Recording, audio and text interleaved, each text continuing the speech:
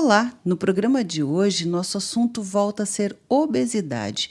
E para falar sobre o tema, viemos mais uma vez aqui na Bariatric Clean, em frente ao Shopping Iguatemi, em Porto Alegre, desta vez para conversar com a Mariana Holderbaum, que é nutricionista e vai nos falar sobre as peculiaridades de uma alimentação para as pessoas que fazem cirurgia bariátrica, que é um pouquinho diferente daquilo que se recomenda no dia a dia para quem não faz a cirurgia, não é, Mariana? Tudo bem?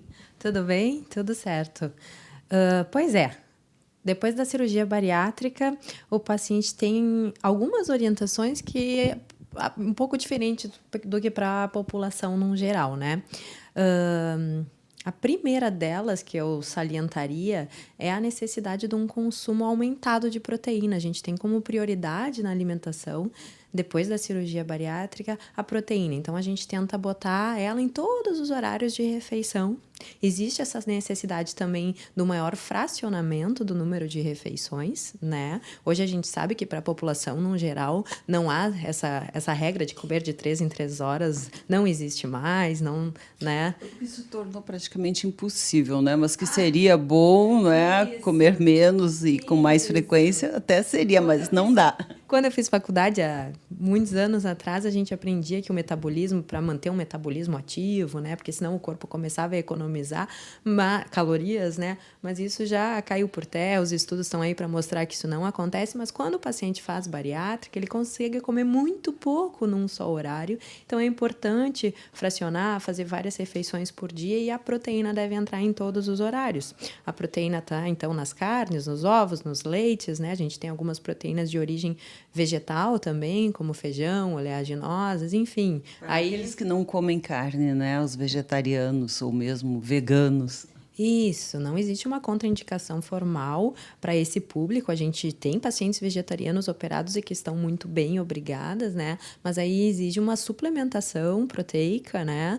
E todo um cuidado em relação à deficiência de proteína, de ferro, enfim, a gente exige um monitoramento um pouco mais próximo, digamos assim. Vitaminas também, que tem que cuidar. Isso, a suplementação de vitaminas e minerais para o paciente que faz cirurgia bariátrica é para o resto da vida, né? Independente da técnica cirúrgica, né? O sleeve ele tem uma menor desabsorção de proteínas, mas mesmo assim é necessária a suplementação. E a gente vê isso na prática, né?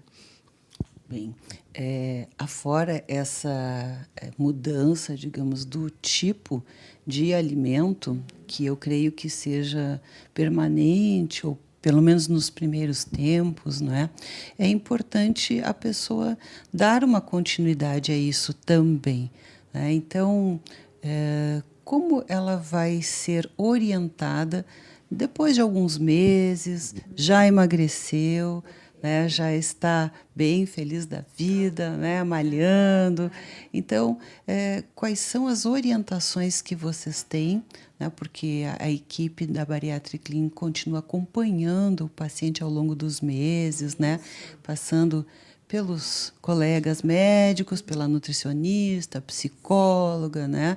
E outro aspecto que eu já aproveito para te perguntar, como é que é essa interação entre a nutricionista e a psicóloga, porque precisa de um apoio muitas vezes, não é, Mariana? Claro, principalmente em relação à manutenção a longo prazo do excesso de peso eliminado, né? A manutenção dos bons hábitos alimentares adquiridos no início do processo é fundamental para que não haja esse reganho de peso. Então, assim, durante os primeiros 18 meses é o período que a gente vê normalmente que o emagrecimento está acontecendo e depois o paciente entra num efeito platô, onde a meta passa a ser manter o peso, né? E isso só vai acontecer se você mantiver os bons hábitos, né? Então, assim, no começo a gente tem aquela lua de mel, todo mundo fazendo tudo certo, né? Mas é frequente que os pacientes, com o tempo, comecem a introduzir de uma forma que pode ser correta ou não, alimentos que já não faziam mais parte da sua alimentação, né? Então, eu costumo dizer assim, ninguém faz cirurgia bariátrica para nunca mais na vida comer um pedaço de chocolate. Isso é utopia, né? Não vai acontecer. Mas a ideia é que ele aprenda que esse consumo, claro, vai ser em muito menor quantidade, aí a cirurgia ajuda bastante, né? Pela limitação do volume gástrico, mas também com uma frequência, né, que seja adequada, né, que não seja todos os dias, né? Exato. A não ser que o paciente vire triatleta, né? Eu brinco, assim, a gente tem de tudo. Tem pessoas que realmente se transformam e viram atletas, e aí, bom, o consumo de calorias aumenta muito, a gente consegue ter uma flexibilidade um pouquinho diferente. Mas não é a realidade da maioria dos pacientes que trabalham a maior parte do dia sentado, né? Fazem atividade física 3 vezes por semana. Então, claro que tem que haver um controle calórico e priorizar alimentos saudáveis, nutritivos, né? Sim, até porque não precisa passar fome, né, Mariana? Muitas vezes eu percebo que as pessoas nem comem tanto, mas não conseguem perder peso. Eu creio que o tipo de alimento, os horários do alimento e até as combinações, e aí eu acho fundamental a nutricionista por causa da combinação e distribuição dos alimentos ao longo do dia, não é? Exatamente. Aí a alimentação rica em proteína ajuda muito, né? Que proteína tem um tempo de digestão mais longo, então te mantém saciada. Com uma alimentação mais rica em carboidrato, você acaba fazendo picos de insulina que te deixam com vontade de comer logo em seguida, né? Com até a sensação de fome mesmo, né? Quando a glicose baixa muito, esse paciente tem sensação de fome de novo. Então, claro que a combinação dos alimentos, uma dieta rica em fibras, com uma hidratação adequada, tudo isso ajuda na sensação de saciedade. E, enfim, realmente não precisa passar fome para ser saudável, né? Basta fazer as escolhas corretas. A gente passa à vontade, porque tem que saber dizer não, né? A nossa sociedade vive com uma oferta de alimentos para a maioria da sociedade muito grande, né? E coisas nada saudáveis, então a gente tem que saber fazer escolhas e muitas vezes dizer não, né? Porque não é tão saudável assim. Mas tudo é hábito, né? Quando a gente se acostuma com as coisas ruins, a gente pode se acostumar com as coisas boas também. Eu já vi inúmeros pacientes que fizeram a cirurgia bariátrica que referem: eu não tenho vontade mais de comer aquelas coisas. Isso também acontece, não é? Muda muito o paladar depois da cirurgia, muito. Pacientes que gostavam de certos tipos de alimentos e deixam de apreciar e começam a ter vontade de comer novos alimentos. O paladar para o doce fica muito sensível, né? Muitas vezes a gente prescreve suplementos proteicos e a gente acaba tendo que usar os neutros, porque só o adoçante do suplemento, que é saborizado, já é o suficiente para, ai, não consigo, tá doce demais. Então, tem toda essa alteração, sim. Mariana, por falar nisso, né, em adoçantes, a gente quer desmistificar o uso de adoçantes. Primeira pergunta: adoçante dá câncer, como alguns pensam? E qual é a diferença entre os adoçantes tradicionais, o xilitol e a estévia? Ok. Começando pela primeira pergunta, né, sobre os adoçantes serem cancerígenos, estudos que apontam qualquer relação de adoçante com câncer são em doses realmente muito grandes, né? Esses estudos feitos com ratos e animais, não tem estudos em humanos que consigam comprovar essa relação. Então, não, assim, a não ser que a pessoa realmente um consumo moderado, pequeno, não causa câncer.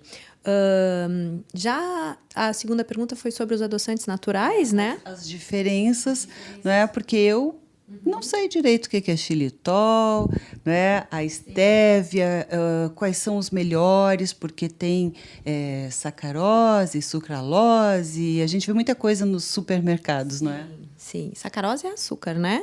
A sucralose é um adoçante sintético, assim como a ciclamato, sacarina, ciclamato, enfim, a gente tem uma gama enorme aí. Sempre que a nossa alimentação for mais natural, né, a gente fica aí mais garantido de que a gente vai conseguir manter uma qualidade na alimentação. Então, é sempre recomendado os produtos mais naturais. E quais são eles? A estévia, que vem de uma planta, xilitol, talmatina, eritritol. A gente tem alguns que são mais naturais, assim, e por isso mais recomendados.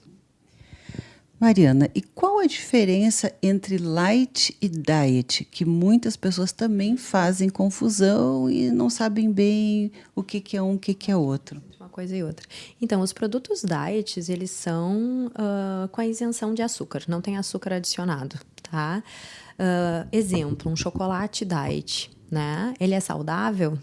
Porque não tem açúcar, a gente pode entrar também por essa via, que é uma coisa interessante de refletir, assim, do produto diet. Não é porque ele é diet que ele é saudável, né? Pode ser muita gordura, por exemplo, né? O chocolate é cheíssimo de gordura. É melhor pegar uma opção 70%, 80% cacau, que tem ali uma quantidade mínima de açúcar, do que pegar um cheio de gordura, né? 40%, 50% também já ajuda, né? Já ajuda, já ajuda. A gente mira alto, né? Mas pode começar com 40, com 50. Quanto maior a concentração de cacau, melhor, né? E produto light, ele tem uma quantidade reduzida de algum nutriente. Por exemplo, de algum componente da fórmula. Ele tem uma quantidade de gordura reduzida, ou ele tem uma quantidade até de sódio. A gente vê sal light, né? Hoje em dia, que tem uma quantidade reduzida de sódio. Então, ele tem alguma coisa, algum nutriente que foi reduzido. Não quer dizer necessariamente que foram as calorias, né? Então, tem que olhar bem o rótulo para entender o que aquele light está querendo dizer. Se ele tem uma redução calórica ou se é de algum outro nutriente. E sabe o que eu percebi olhando rótulos, né? Porque a gente começa a olhar realmente os rótulos, porque tem muita coisa enganosa. Por exemplo, eu percebi que alguns alimentos eles são light em relação à versão normal deles, né? Então ele é light em relação a ele mesmo na versão. Exatamente. Isso, é bem assim mesmo. É muito importante que o paciente, o público em geral, aprenda a interpretar rótulo de alimentos, né? Não é porque é light, é diet, que é saudável. Não, né? Cada caso é um caso. E a nutricionista, gente, é fundamental por todas essas coisas, né? Muitas pessoas, até, né, nosso programa já está encerrando aqui, mas muitas pessoas dizem, não, mas todo mundo me diz que eu não posso comer doce, não posso comer gordura, que eu tenho que comer vegetal, mas isso eu já sei, né? Então, qual a diferença? Aí que está, né? Os detalhes fazem toda a diferença. Horários, combinações, explicar o que tu estás explicando, que nem tudo é saudável porque tem um rótulo de diet ou light, né? Bom, gente, isso é só o começo. A gente promete voltar com a Mariana aqui, porque vocês devem estar querendo fazer um monte de outras perguntas aí, eu também, mas em breve a gente estará novamente com ela aqui na Bariátrica Clean, trazendo mais informações. Então, fique ligado aí no nosso Viver Bem, né? E a gente volta daqui a pouco com você, agradecendo já a Mariana, então, por estar conosco. Obrigada. Até mais, então. Foi um prazer. Viver Bem.